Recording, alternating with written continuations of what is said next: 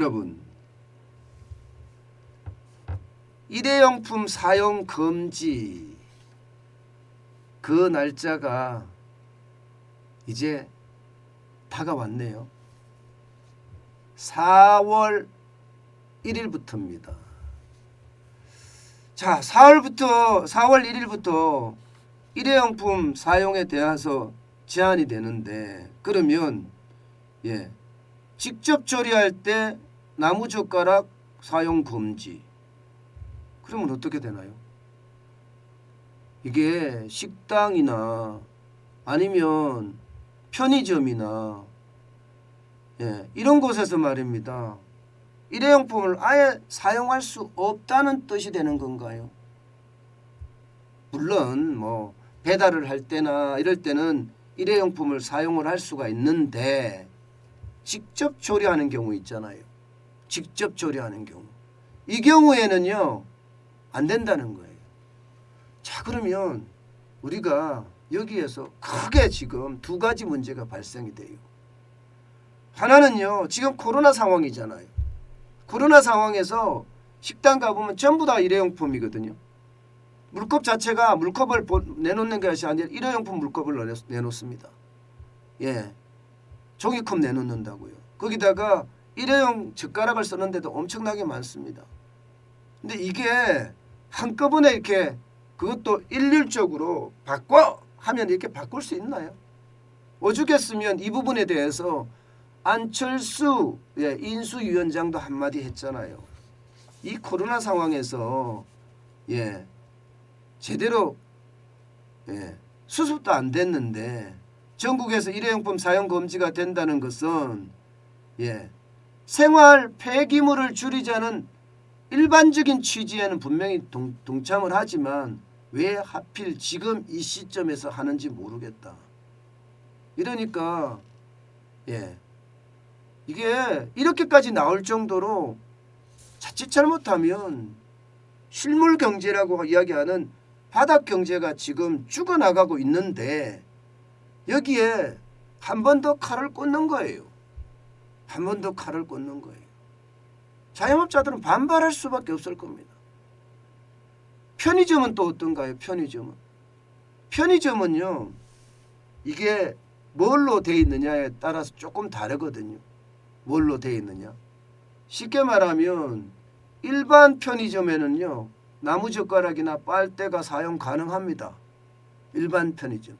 근데 휴게 음식점에는요, 종이 재질만 사용 가능해요. 일회용품이. 이게 휴게 음식점이라는 거하고 편의점하고 차이가 뭔지 아세요? 이게 컵라면을 먹을 수 있으면 휴게 음식점입니다. 컵라면을 뜨거운 것에다가 뜨거운 물을 부어서 조리해서 먹을 수 있으면 이게 휴게 음식점이에요.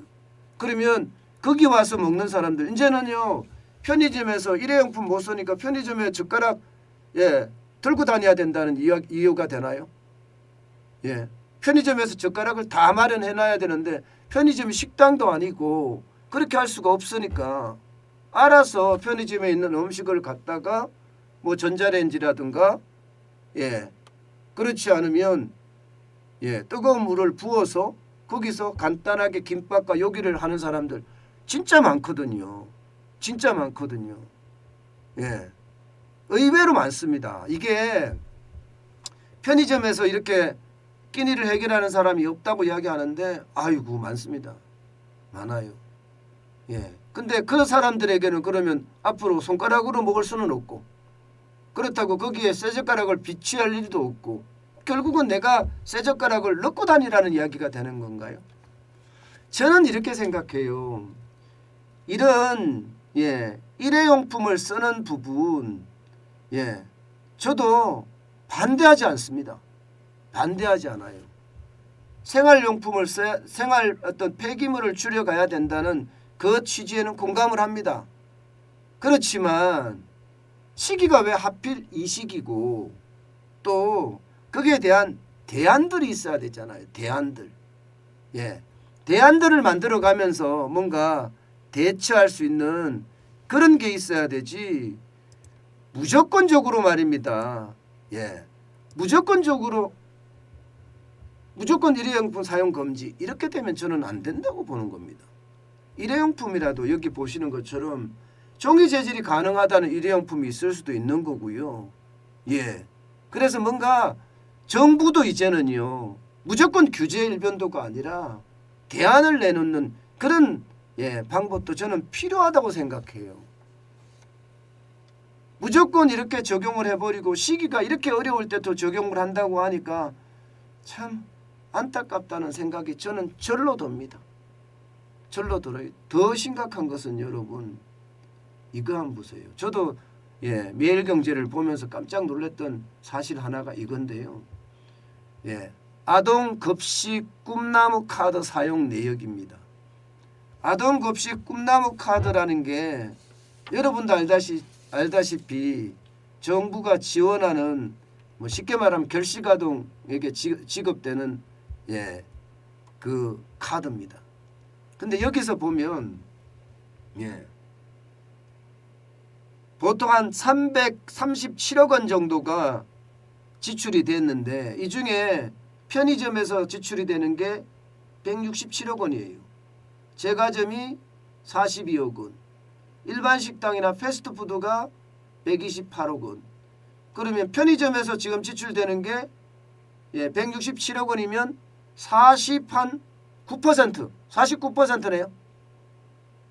그럼 어떻게 됩니까? 그러면 이 친구들은 어디 가서 밥 먹죠? 아니 이 친구들은 다양한 이유 때문에 편의점을 이용을 할 거 아니에요. 무조건 제과점이나 일반 식당 가면 되지 무슨 걱정이야 이렇게 이야기할 게 아니라는 거죠. 편의점을 이용하는 이유가 있을 거예요. 시간의 문제라든가 혹은 가게의 어떤 개폐의 문제라든가 여러 가지 이유가 있을 거예요. 그런 이유들 때문에 편의점에서 먹게 되는데 편의점 자체에서 아예 사용을 못하게 한다면 글쎄 저는 그런 생각이 듭니다. 제일 중요한 것은요. 시기도 또 좀 봐가면서 해야 되거든요. 시기도.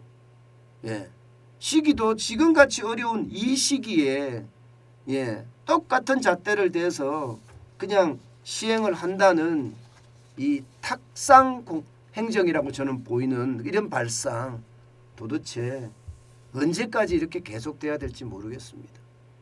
저는 윤석열 정부에서는요 반드시 현장 중심의 정책, 현장 중심 그리고 대안 중심의 정책을 해야 돼요. 비판을 위한 비판을 하는 것이 아니라 비판을 하면서 대안을 제시하는 그게 건설적인 국가의 모습 아닐까요? 저는 그런 생각을 진짜 많이 해봅니다. 그래서 일방통행식의 그런 정부의 정책보다는 쌍방향을 할 수 있는 정책 그런 정책이 참 중요하다고 생각을 합니다.